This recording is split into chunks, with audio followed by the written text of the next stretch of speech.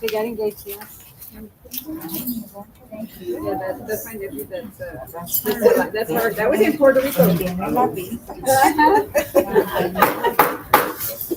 It is 5:30 on Monday, September 9, 2025. I call this special meeting and board workshop of the Independent School District to order. We will have roll call. Joe Mireles here. Ryan Kufal. Here. Martin Chapa. Here. David Garcia. Here. Jacob Perez. Here. Delma Salinas. Here. And Joseph Reese here. Let the record show that there is a quorum of board members present and that this meeting has been posted in accordance with Government Code Chapter 551, State of Texas Open Meetings Act. We move to the moment of silence for H.N. King teacher Clifton Rose and his family, followed by the Pledge of Allegiance and the Texas Pledge.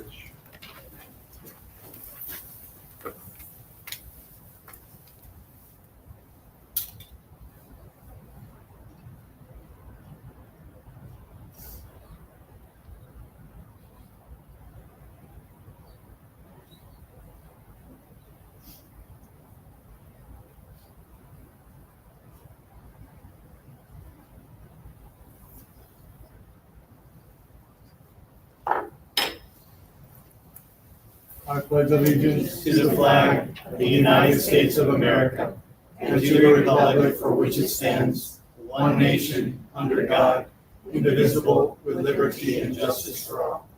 On the Texas flag, I pledge allegiance to thee, Texas, one state, under God, one and indivisible.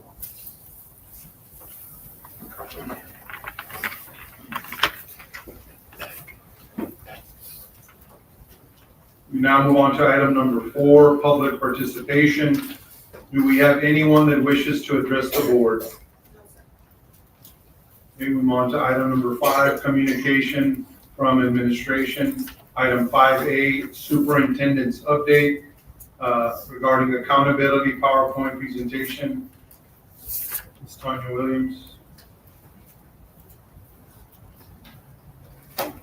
Good evening, my apologies.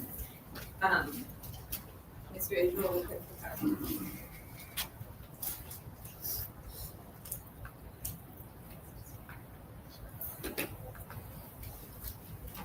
While we're getting the PowerPoint up, you do have a folder.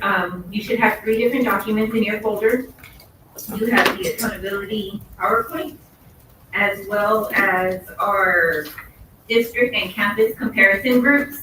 These are the list of the 50 other schools that we get compared to in our relative performance. So the other school districts that have the same or similar economically disadvantaged percentages, you have that document, as well as the form that we used when we went to the accountability training at the service center on how we calculated our domain 1. So the numbers that you see on this form are our actual student numbers and what was used in the calculation of our domain 1. So to give an overview of our accountability system, there are 3 domains that we use to calculate our accountability rating. We have our student achievement, our school progress, and our closing the gaps. Our first 2 domains account for 70% of our overall grade level, and 30% is our closing the gaps. Of course, we know we go through our A through F system in our traditional scoring. 90 through 100 is an A, 80 and 89 is a B, so on and so forth. And then we will go into each domain and give you an overview of each domain. So when we look at our student achievement, when we look at our elementary schools, 100% of their student achievement comes from how students perform on the STAR exam. The same goes for our middle school. Now, when we look at our high school, it is broken up into 3 different domain scores.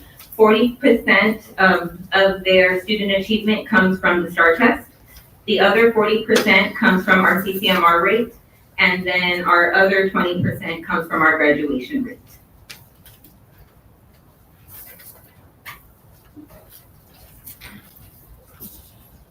So the STAR methodology behind our student achievement is they give us 1 point for each student who meets our approaches grade level, meets grade level, or master's grade level.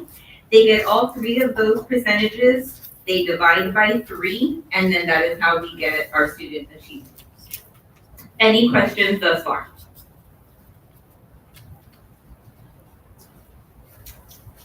So now with the high school, as we said, there is 40% of it that comes from CCMR. There are many different ways that our students can gain a CCMR point. They can either show that they're college ready by meeting certain scores on their TSI exam. They can earn a CCMR point through dual credit courses and successfully passing their dual credit. Through their AP courses or their international baccalaureate. They can own their associate's degree or complete on-ramp dual enrollment courses to show that they're college ready. For military, they have to actively enroll into the military. And so we do have a little bit of a delay when that comes because the state wants to ensure that Tanya has enrolled. So they send a list of their active enrollees. We get credit for each kid who has actively enrolled in the military. Prior to this, it was the students, met with a recruiter and took the ASVAB. We would get credit. That's no longer the case. They have to actually actively enroll in the military. To be career ready, there's also several ways our students can show that they are career ready and gain their CCMR point. And that is if they earn an industry-based certification, if they graduate with a completed individualized education plan and workforce readiness, if they earn a level 1 or level 2 certificate, or if they graduate under an advanced degree plan and be identified as a current special ed student.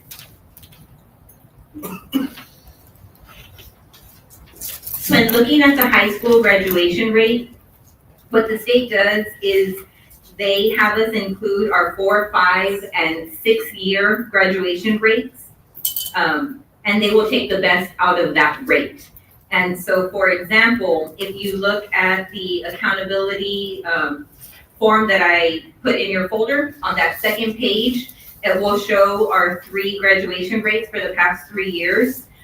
In 2022, we had a graduation rate of 79.7, 2023, 83.7, and 2024, 85. For Domain 1, they took that 85 because that was the best out of the 3. So they will take the best out of our 3 graduation rates.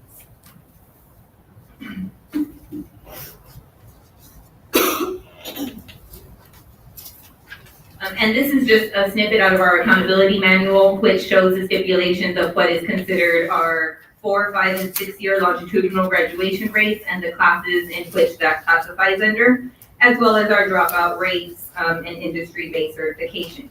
Now, when it comes to CCMR, there is about a year delay.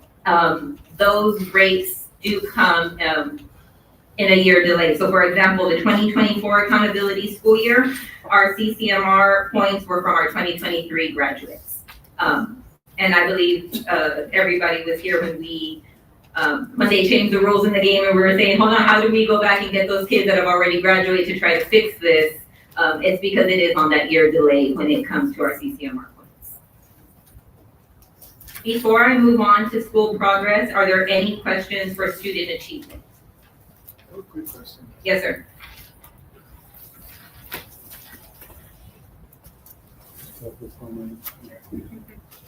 AP classes, are they still being offered at the high school?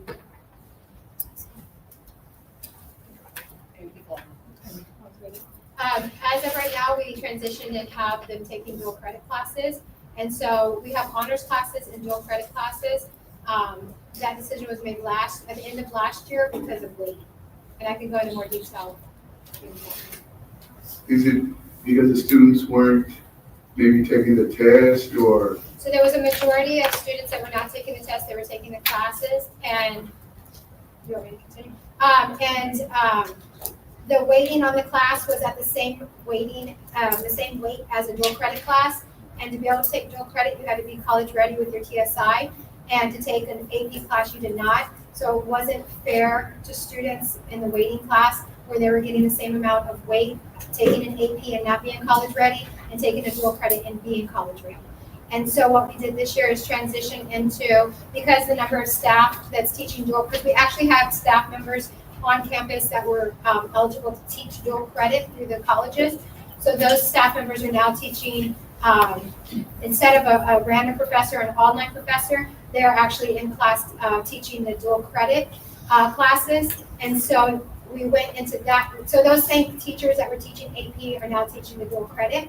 And so we went to honors, but we're looking at going back to offering AP, but we have to get those teachers ready and trained. And so we didn't have that opportunity with the number of teachers that we had that were trained for AP and being able to do the dual credit. So because of waiting, we decided to go and focus on dual credit with being an early college and then look at building it from there.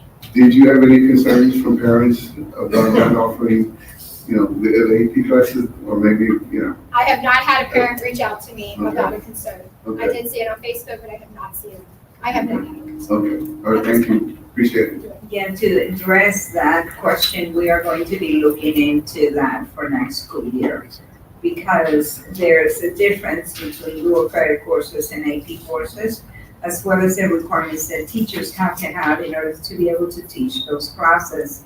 That our intent is to offer our students a wide variety of opportunities. And again, AP courses offer different opportunities for our students as well as dual credit courses. So we will be looking into that.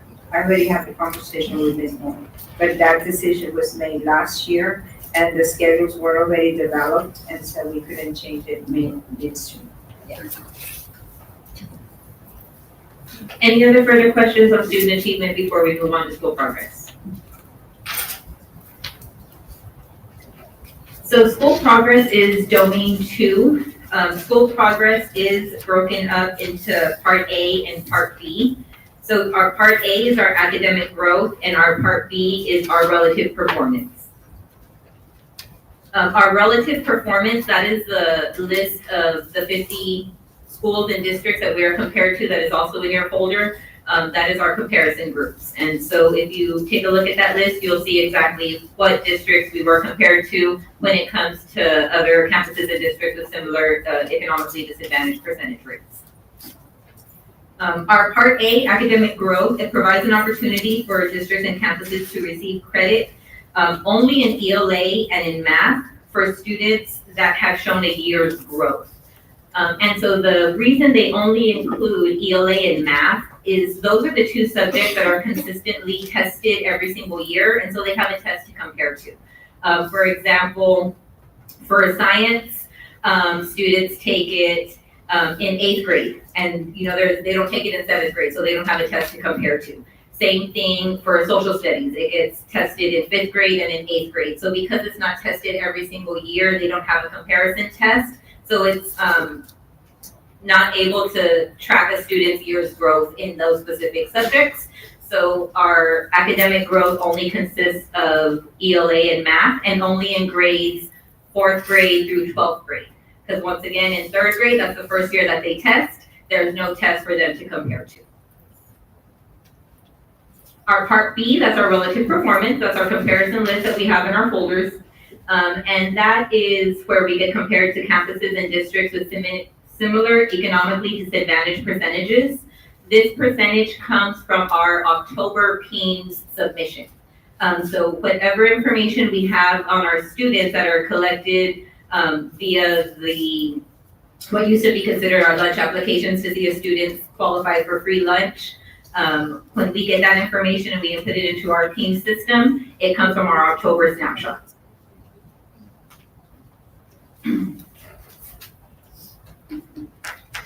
For our elementary and our middle schools, our Part B evaluates the overall student performance on the student achievement star component compared to campuses with similar ECODIS rates.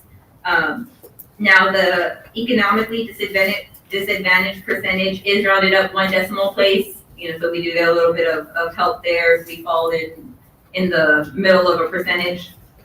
For our high schools, Part B evaluates the average of the student achievement component and the CCMR component, also based on other campuses and districts with a similar economically disadvantaged rates. Before moving on to domain 3, any questions about domain 2? And what's used or any data that's used for those? Alrighty. Our domain 3 is our closing the gaps.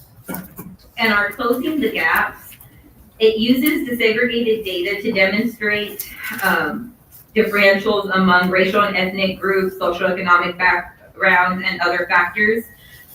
When ESSA came about, the Every Student Succeeds Act, the state wanted to see how could we get a full picture of all of our students and all of our student groups.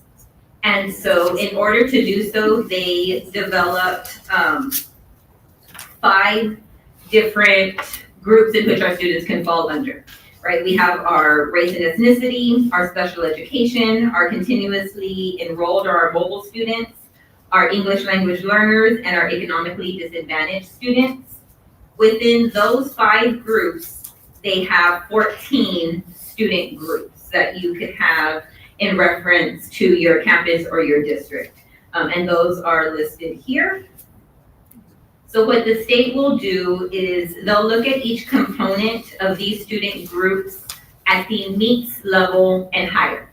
So in our domain 3, if a student takes STAR and they meet the approaches performance level, we do not get credit for that student as far as closing the gaps, because as the label is titled, they are approaching grade level. They have not met grade level or exceeded grade level. Therefore, in the state's eyes, we have not necessarily closed that gap, that educational gap of that student. And so they only take into consideration meets grade level and above, again, in ELA and in math. Those are the 2 subjects that have a continuous test every single year. For growth or graduation, they'll look at the academic status of the school progress, domain A. They'll look at our graduation rate, the best out of the 3. Oh, I apologize, I need to correct myself. They look at our 4-year graduation rate. So in domain 1, they'll look at the past 3 years, they take the highest percentage for domain 1. They'll say, whichever was your highest percentage in the last 3 years, we'll use that in our calculation. For closing the gaps, they only use the graduation rate for that graduating class of that year. They will not look at the best out of the 3. So for this year, it was our 85%, which happened to be our highest. So it was the same in domain 1 and in domain 3. They'll look at our English language proficiency, and not only how they performed on STAR, but how they performed in DEPAS. So are they being reclassified? Are they hitting the advanced high in their language acquisition? And so they'll look at their language acquisition as well as their academic performance.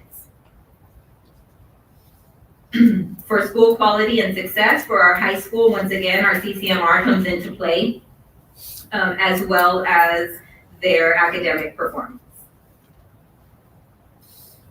For alternative education accountability, although we don't have any charter schools or charter campuses, we do have our CARE Academy. And so CARE is like a sister campus to our high school, where we bring in students who are trying to recover credits and graduate. So what CARE does is the state allows us to get credit for those kids. If they take the test and they pass, we get credit for those kids. However, what we also needed to ensure was that they also give us a CCMR point. Because what happens is those kids then get added to our denominator. And so a few years back, when we had first started CARE, I'm sure some of you remember, you were on the board at the time, we got all these kids back, they all graduated, we were excited because it was a great thing, especially for the students that came back and got their diplomas. However, they didn't get a CCMR point.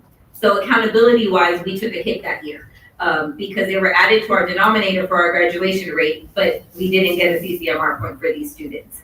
I know Dr. Sandoval, Ms. Moreno, her team, they got together, and now our students are receiving the CCMR credit.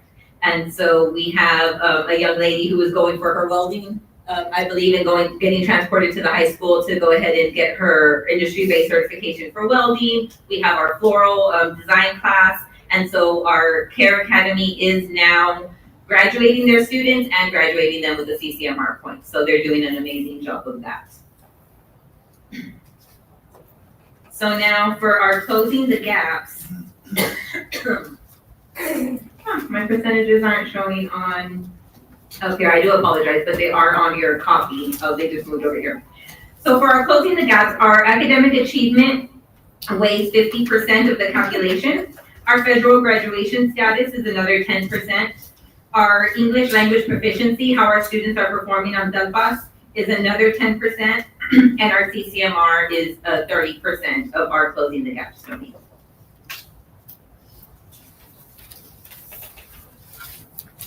As we stated prior, our STAR performance for Domain 3, closing the gaps, only takes into consideration students at the MEETS grade level or above. It only takes into account reading and math. It evaluates STAR Alt 2, our ELL performance, our STAR EOCs, and SAT and ACT for our accelerated testers. And they look at our student groups by subject area.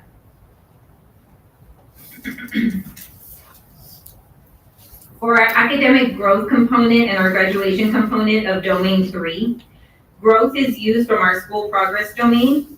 Once again, they look at reading and math, our student groups, and any tests that they're able to take. So including, remember, it's supposed to be all inclusive of all our students. So STAR Alt 2, only grades 4 through 8 because they have the comparison test, English 2, and Algebra 1 EOCs.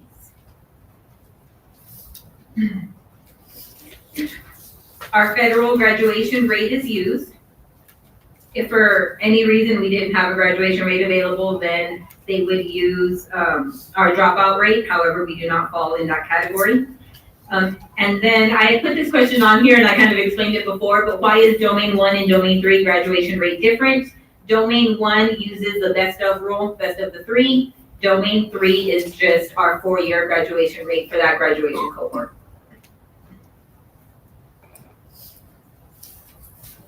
Now for elementary and middle school, the English language proficiency component or the DELPAS test is what they see, how our students are performing. Are they growing in their language proficiency, going from beginners to advanced or advanced high? Are they being reclassified? And what is the district and the school doing in order to support them in their language acquisition as well as their academic performance?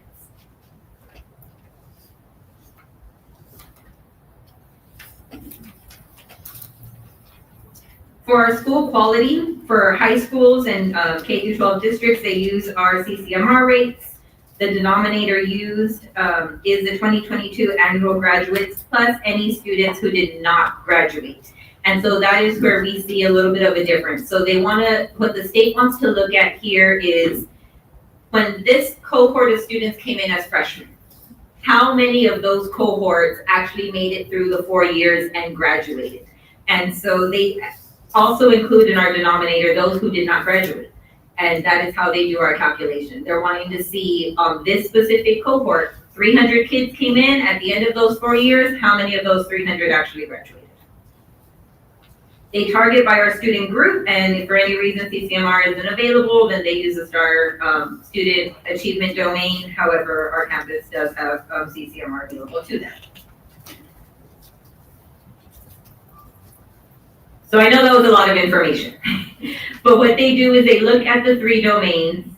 They will take the best of Domain 1 or Domain 2, and that's 70% of our overall grade. Domain 3 stands alone, it is worth 30%, and then they give us an overall calculation of our district or campus grades. Now, what the state has also done is they put some rules in place, okay? The 3D rule, the 3F rule, which basically states, the example we have here is, a district may not receive an overall grade of an A if any campus or corresponding overall domain rating of a D or F is in place. And so, for example, if there are 3 campuses within the district that fall in a D, the district cannot get anything higher than a 69. If 3 campuses fall as an F, the district cannot get anything higher than the 59. Even though mathematically they're a 65, the state would not award it because we fall under either a 3F or a 3D.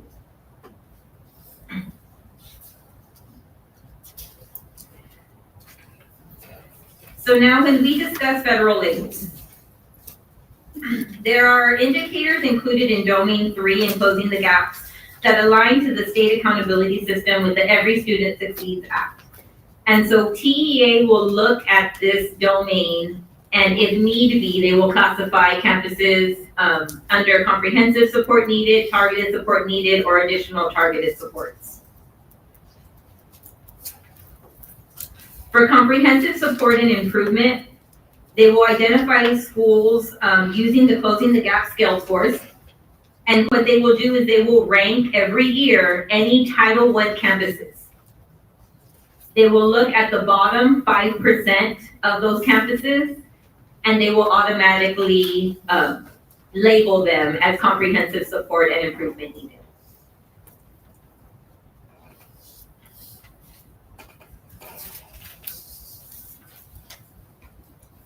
Additionally, if any Title I or non-Title I campuses do not attain a 67% federal graduation rate, they will also automatically be labeled as comprehensive support needed. Thankfully, our graduation rate was way higher than their cutoff, and we were at an 85%.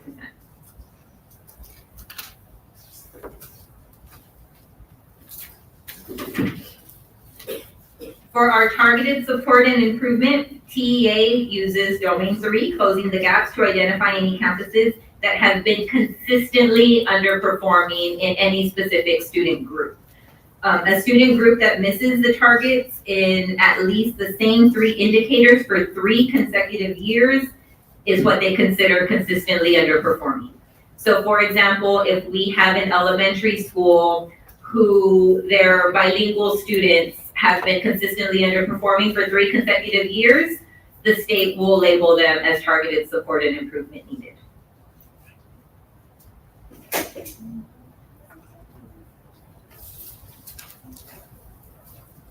For additional targeted support and improvement, it is based on their Title I campuses and our non-Title I campuses.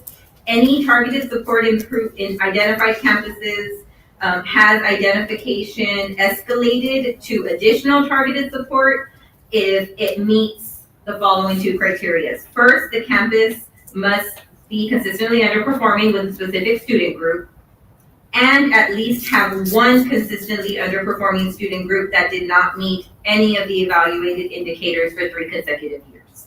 So this one's a little bit of a 2-prong. If they've already been labeled as targeted support needed, and the state says, okay, you have, the example I gave was the bilingual students at an elementary campus, right? Your bilingual students have been consistently underperforming for 3 years, plus you have another student group who now is also consistently underperforming. Now your additional targeted support needed.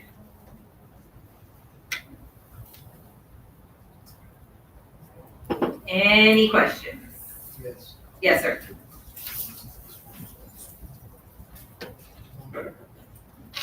All right, back on the Closing the Gaps, where we had the fan with the 5 different groups at the bottom. Yes, sir. All students fall into one category. And we actually have students that may fall into multiple. Yes, sir. So a student that underperforms can affect us in several categories. Yes, sir. So for example, if I'm a Hispanic student who is also serviced by special education, and I'm also a bilingual language, English language learner, I will fall under 3 of these categories. What does continuously enrolled in mobile mean? So this is a student that's continuously moving in and out of the district or in between campuses.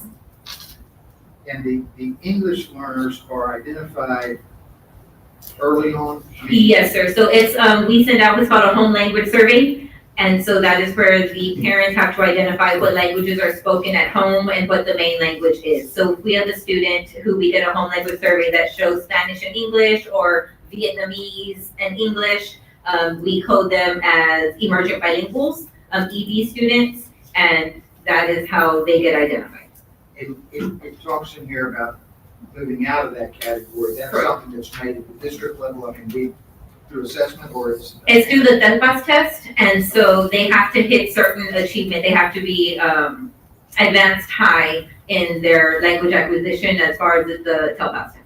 What is the Title I campus? It's any campus that receives Title I funds, which we are a Title I district. All of our campuses receive Title I funds. All right. We haven't really gotten into this yet, maybe we will in a while, but A through F, A obviously is anything from a 90 to a 99, et cetera. Is there an actual score given for like an F is 59, anything below 59? Well, that's obviously a much larger category. Is there actually a 30 grade given, or is everybody who's an F given a 59? No, there is an actual number grade given. All right, so the fact that this district is at a 59 isn't great because it's an F, but it shows we're close. Right, so to be completely transparent, we were actually at a 60. We should have, but we fell under a 3F rule. And so we wouldn't get anything higher than the 59. Thank you. Yes, sir. So moving forward now that we have everything's been posted, the world knows how we did. What's our next steps as far as our schools, the whole district really, I think is gonna probably have to develop something, correct? Yes, so, as I mentioned to the board members, TEA has sent us communication specifying what is required for each school. And that is to develop a very comprehensive improvement plan. Mandated in 3 of our 5 schools, but because the 2 other schools are also F schools, they're also required to develop that plan. We are going to collaborate with Region 2 to develop those plans. We have a meeting scheduled for next week or the following week, where we are all required to watch an orientation workshop kind of situation for us to develop those plans. And we agree as principals that we wanted to help each other develop the plans. TEA will be monitoring 3 of the 5 plans. The other 2 will be monitored by us. But with those plans are going to be specific metrics that we have to accomplish. In other words, we have to be very specific about what is the growth that we're expecting for this group of students, to reference the closing the gaps domain. And they're going to be meeting with us periodically over the course of the year to determine how are we progressing towards the goals that we're setting. In addition to that, the Region 2 is going to also visit and provide support and workshops and training. We are developing a comprehensive instructional plan for the schools, whether it's more intensive in some areas than others. We are in the process of determining that.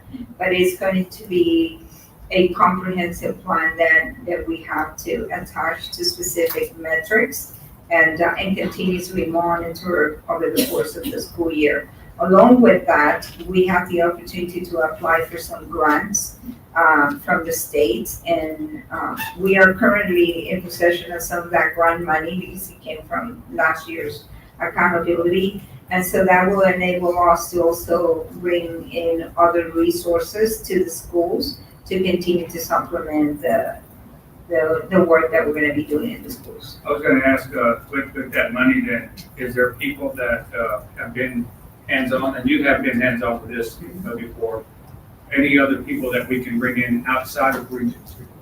Yes. From other regions? Yes, so currently, in some of the grants, we selected 2 organizations to come and provide support in math and in English.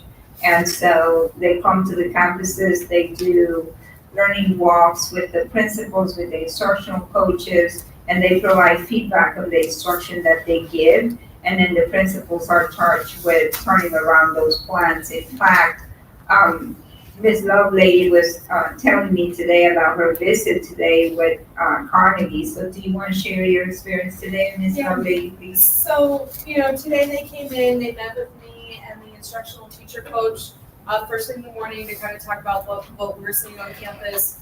We had some visits earlier in the year where they walked to the campuses. She wanted to know what we'd done from that visit to this visit. And then after that, we actually went into classrooms to see, what was going on, had teachers, internalize those changes, are we seeing differences, it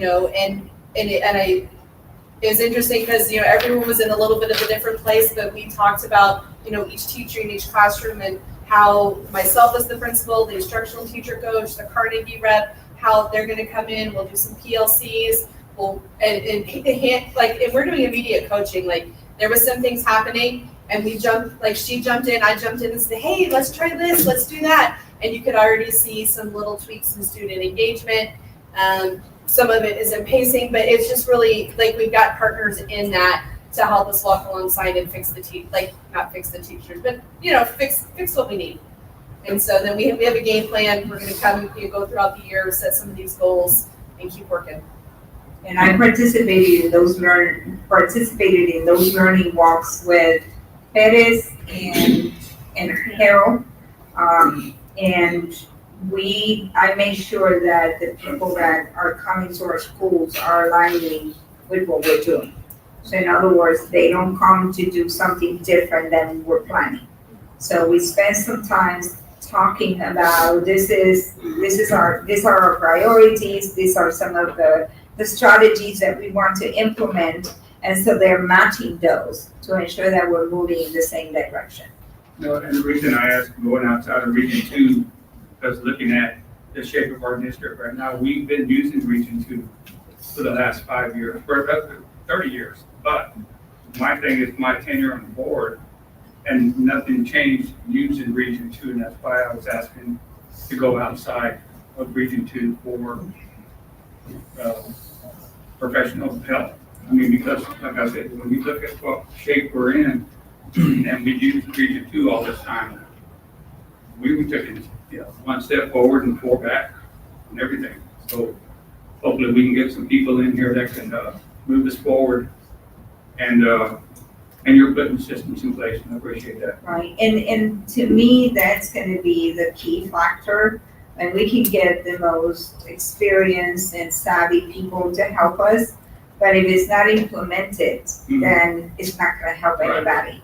So I know all the principals, we're meeting every week, and we're going over the plan and the strategy and building that system that is going to help us to align everything. And they are in charge of implementing that. And we have had conversations about that, right? It's not the teachers, it's certainly not the kids, it's the system that we have created that have gotten us where we are. And so we're changing the system to ensure that we are tight on tier 1 instruction, that first teach, and we're using data to determine what is going to be the next step that the teacher is going to make to improve instruction.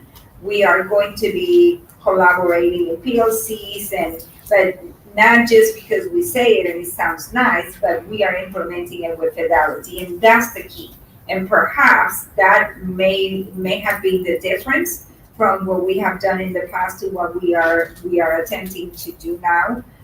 And then there's also the sense of urgency, and I will say that I'm very proud to say that all the principals have embraced that sense of urgency. They understand where we are, and they are on board with what needs to happen. So we're really excited about moving forward and implementing a new system with fidelity. I'm going to be monitoring, my team is going to be monitoring and providing support. And so it's, we're creating a new system to ensure that we're moving in the right direction. Yeah, you can feel the different tone now from now than what it's been in the past with that sense of urgency. It's a buzz now. It's very serious what we're in, and we're going to get out of it. And I can see improvement already. It's a huge shift, and I look forward to the end of the year Yes, sir. we'll be doing some celebrating. Dr. Martinez, really more for your staff since you weren't here, but I'll let you direct this if you think it needs to be. We had presented to us last year several times benchmark data showing improvements, showing things that were being done, reading scores, test scores. And I understand that the test is a one-shot deal. But were our teachers and our principals surprised by the results that we got? And if so, was our benchmark data that bad? Anybody wants to? I can say I was not surprised. I can speak on English. We had some turnover in English, and we did not have the opportunity to hire a qualified English teacher in one of the classes. And so none of these are excuses, it's just factors that happen throughout. So we knew that we were going to struggle in English 1 due to that factor of two different individuals. Math, we sat in, we knew what was happening. We tried to play catch up. We got too far behind. So no, it wasn't a shock or a fact of, the scores that did come out. Graduation rate, we can participate it. Or we can predict it as we're moving. CCMR, we meet all the time. So I can say no, there wasn't a huge shock at the high school level because we knew what we had and we did our best with what we had at that time. This year, I can say it's completely different. We have the right people in the right position. So ultimately, I can see us coming out of it. Thank you.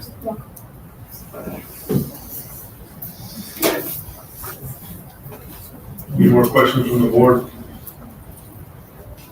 Thank you, Ms. Wade. Thank you. Thank you. Now moving on to item 5D, Texas Senate Bill 12, notification to a student's parent regarding the student's mental, emotional, or physical, or well-being.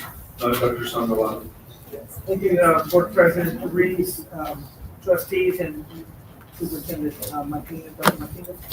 In accordance with Texas Senate Bill 12, equal ISD must obtain written parents' consent before providing services pertaining to student health services or student counseling that they receive. The law requires that parents are notified and consent in the following areas.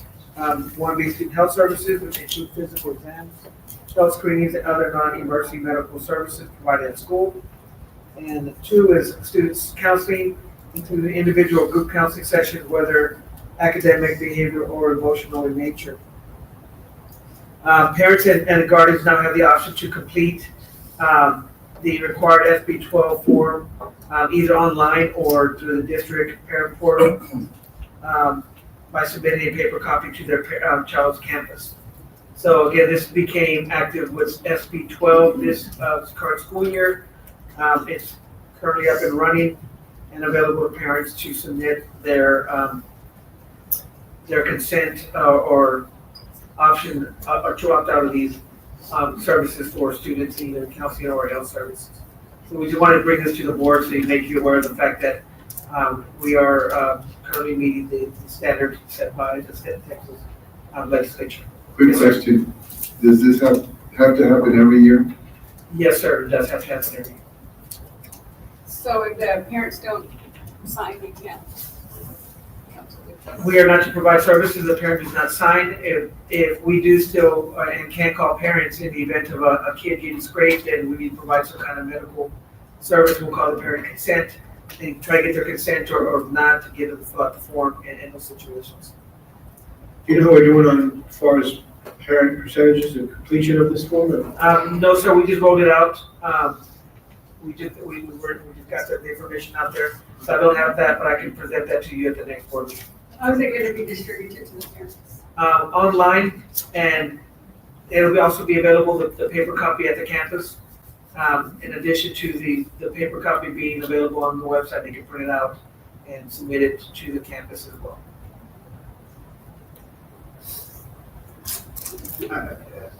I'm sorry, I'm confused on this.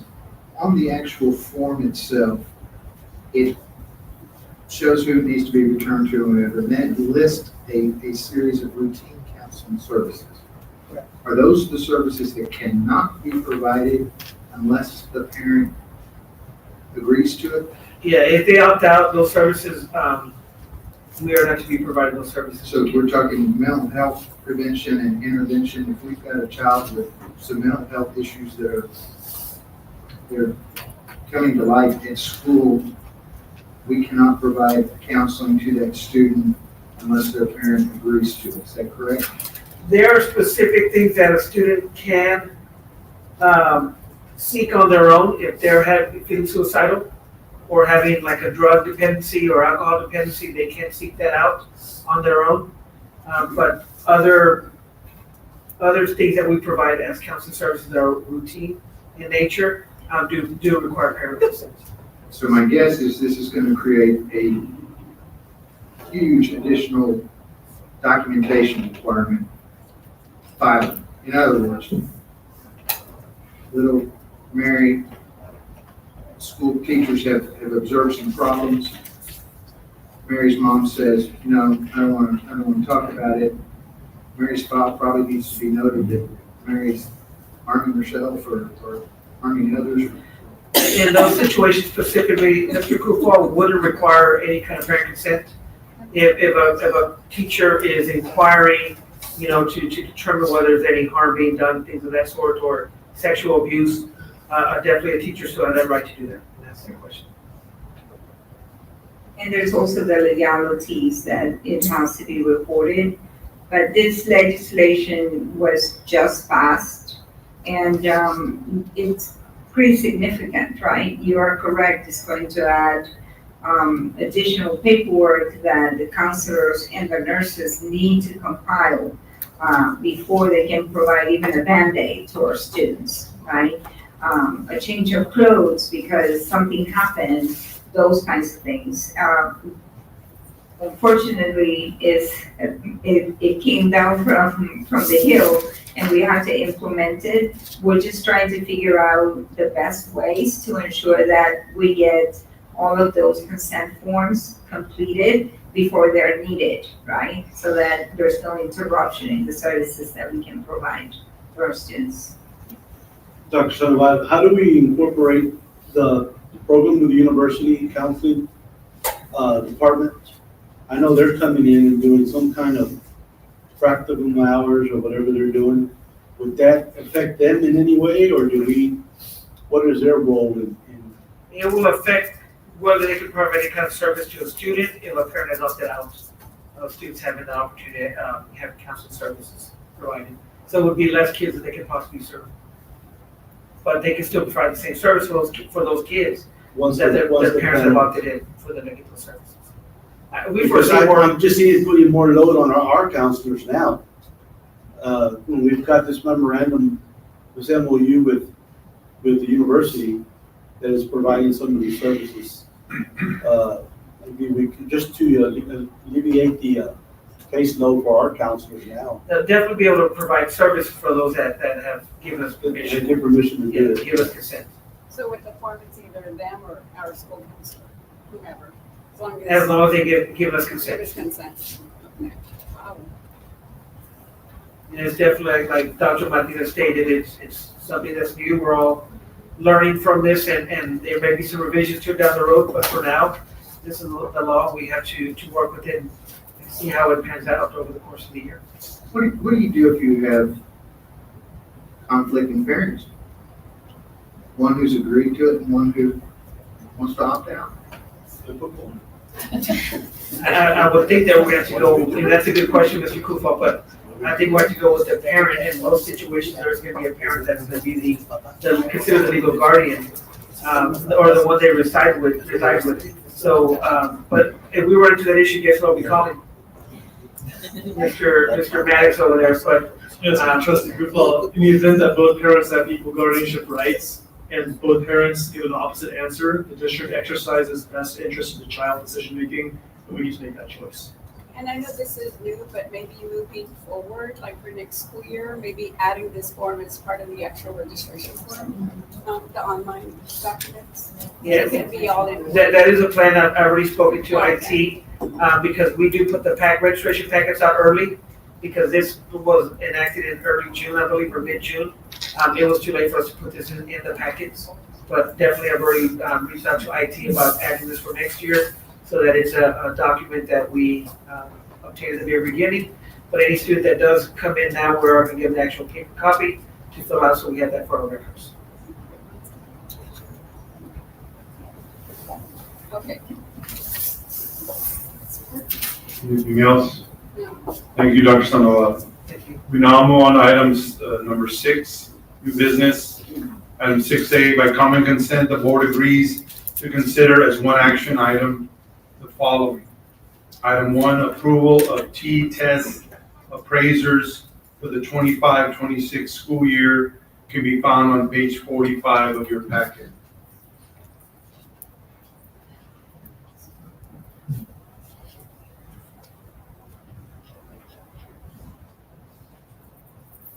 I guess, do we have any board members, any questions? I move that we present that we approve the items in consent. Motion made by Brian Kufal, Second. second by Ms. Salinas. All those in favor say aye. Aye. Any opposed? Motion carries 7-0. The board will now enter into closed session in accordance with the Texas Open Meetings Act, Texas Government Code 551.071 and 551.074 to deliberate and consider the following. Consider and deliberate regarding the resignation of a contracted employee. Item 7B, consider and deliberate regarding the employment of contracted administrator, assistant superintendent for curriculum and instruction. And item 7C, consultation with legal counsel regarding legal and personnel matters. No action will be taken until we return to open session. We are entering into closed session at 6:21 p.m.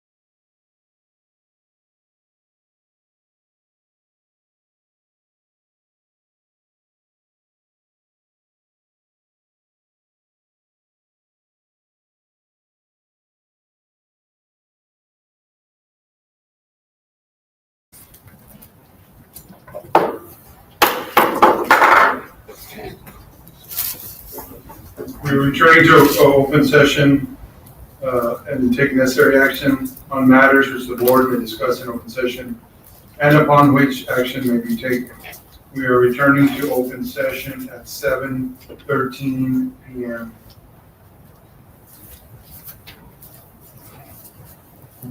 So item 8A, discussion and possible action regarding the resignation of contracted employee.